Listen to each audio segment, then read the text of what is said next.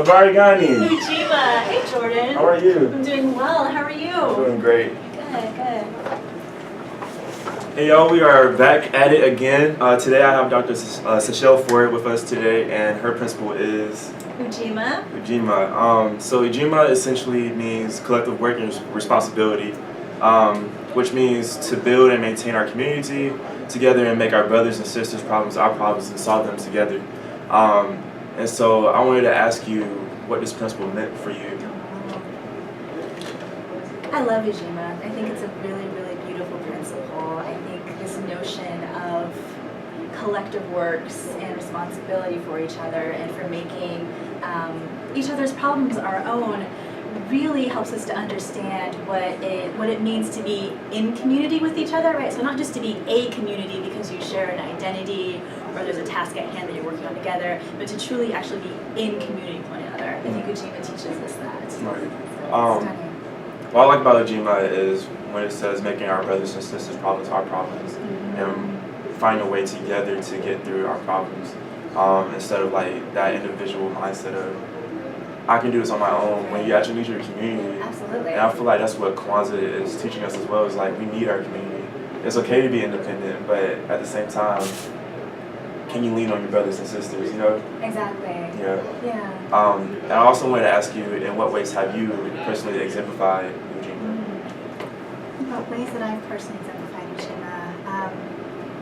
I think that in the work that I do here, I think to really be effective and to do it well and to do work that is worth doing, I think you need to kind of draw on Ujima, right? So I think that's at the heart of the Matemasia series that we do here and the dissertation writing workshop.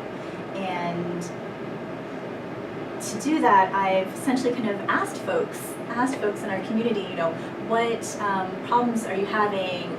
What kind of help do you need? And then I put my efforts and my energy into kind of thinking about solutions. Right? How can we kind of build a program or have an initiative that's going to help other people? So if they say things like they need help with writing RFP protocols, help, finishing a dissertation, which is a huge kind of marathon of work, grant writing.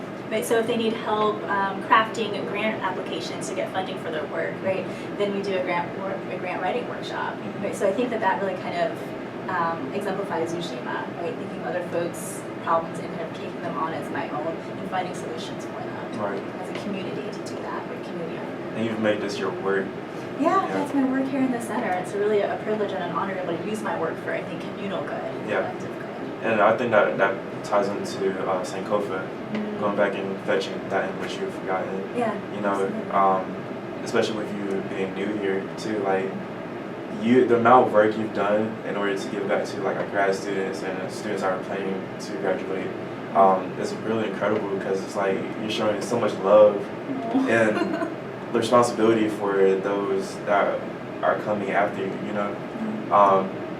Thank you, Jordan. It's really nice. Yeah. That's the stuff I noticed. It's fine to take Dr. Ford.